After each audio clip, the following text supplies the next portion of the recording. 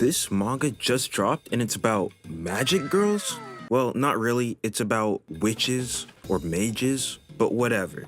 I was looking for some new manga to read, and I stumbled upon this series called WITCHRIV. You know, I was looking at the artwork, looked pretty cool, and I was like, okay, let's just check this out. Going into it, I was expecting, oh, well, it's just gonna be some cute little magic girls doing some day-in-the-life stuff, but no, that's not what this series is about, bro. This is brutal. This is a grungy series with a messed up world, bro. And yeah, I thought it was just so interesting, so I'm gonna talk about it. I'm only gonna cover contents in the first chapter. Right now there's 5 as of recording this, but even still, I think the story is so interesting and I really don't want to spoil the whole thing. So we're introduced to this girl, her name is Nona, and we find out, oh, she can use magic. We see that she's in a rush, going somewhere, and her clothes are falling apart, so she goes and stitches them together real quick using her magic. But as she's rushing out the door, her mom comes in and says, apparently another mage got arrested from this magic surveillance bureau. And as we go through the story, we see that this bureau, or this defense system of the city or whatever, is pure evil.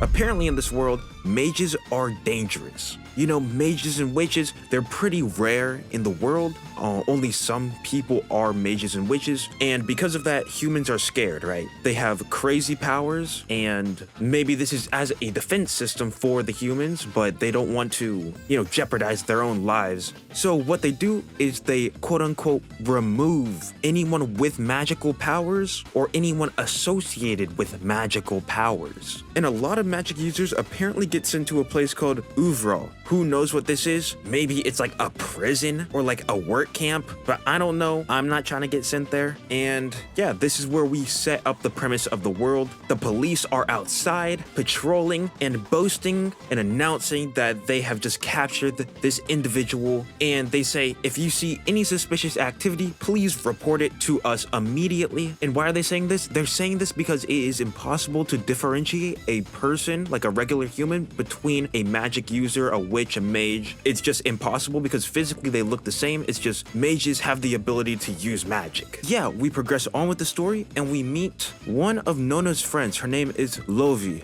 She is a regular human and her glasses get broken. So they go up to her room and Lovi is asking Nona, hey, can you fix my glasses for me? She knows she can do it because Lovi is the only other person besides Nona's family that knows about her magical witch powers. 7 years back, they were just normal friends, and Lovi was climbing a tree trying to get Nona's hat back. You know, one thing led to another, and Lovi is about to fall out of the tree. But instead what happens is that Nona comes and saves the day.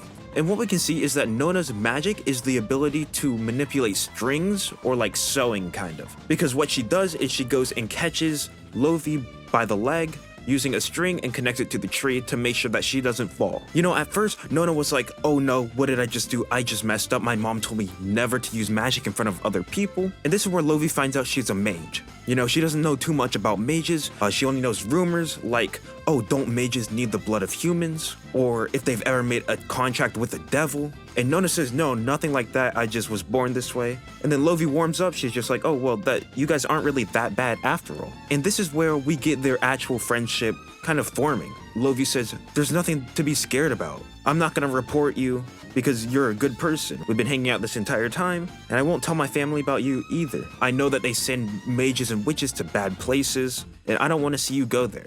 And yeah, this is setting up their friendship together, just showing a cute little moment between them. But when Nona gets home, her mom gets all mad again, saying, I can't let you see her. You have to stop using your magic power in front of other people, because what would you do if someone sees you? Nona is saying, hey, I really trust her. I don't think she would do anything like that. And this leads to a huge argument between Nona and her mom, talking about how Nona's dad is also human, so wouldn't you be the only person who understood me in this situation? And yeah, they kind of leave off on bad terms for the night. Everything is still awkward in the morning, but when we wake up, we see, oh no, there is something going on in the street. And what is this thing? It is an interrogation with Lovi. The magical police or whatever, they're saying, hey, you know a mage, don't you? There's no way that you don't, because we received a tip this morning that a citizen saw you drop your glasses and smash them on the ground yesterday, but surprisingly, they're all good today. And by our records, it takes at least 3 days for someone to get their glasses repaired, and you didn't register with them. And there's no way they could have been fixed unless you use magic. You know, here is where we get a very uncomfortable scene, right? The magic police are very corrupt. They are trying to guilt trip her into saying, who is this? We know it's not you. There's nothing suspicious in your bloodline, but you guys will become criminals if we find that you have an association with magic users. You know, her parents are begging, hey, just tell them the name. Who is it? Please let us know. And then this is where we get the magical police pointing a gun at Lovie's parents' head, saying it's either your parents are killed or a mage is going to kill them. You know, for Lovie, all she can see right now is, oh no, they're about to kill my parents and they're about to kill me. Right when she's about to fess up who it was, she spots Nona in the crowd and she just completely breaks down. Eventually she goes and says, it was Nona. You know, she's right over there. And what happens next? All of the citizens go and start tackling her. You know, the parents are confused. They're like, oh, she's a mage. And then the magical police are asking, how long have you known her? And Lovie is saying, I'm the only person who knew. Please don't do anything to my family. They have nothing to do with this. And right as she says that, bam, they get shot. Right in the head, both of them at the same time. It's a disgusting scene. And right as Lovie notices and turns around, bam, she gets shot in the head too. And Nona is watching this in its entirety. She's asking, why'd you do this to them? They're human. Why'd you shoot them? And the magical police say they were hiding a mage. That's a big problem in it of itself. And this is where we see Nona getting taken off away by the guards. They're saying she's about to get sent to this detention camp and she's never going to return ever again. It's really a tragic scene to see. Her best friend and only friend really, as we can see in the story, just got killed right in front of her along with her family because of her. You know, she tries one last ditch effort, pulls out her wand, tries to make a stand, grabs one of the guards' guns, but it's futile, right? There's too many of them. They shoot her in the arm.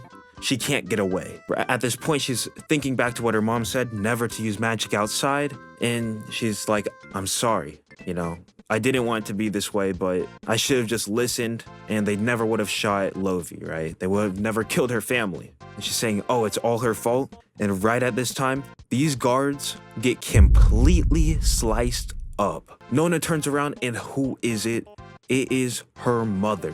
And she looks pissed off. She has combing magic where, you know, her power is that of a comb.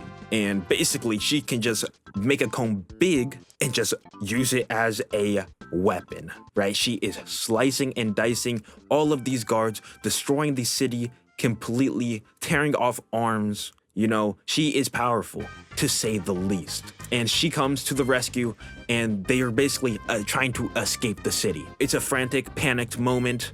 Nona is trying to say how sorry she is that she did all this. And this is where we get more of her backstory, right? We get more of what happened with Nona's father. All Nona knew at this point in time was that her father died before she was born.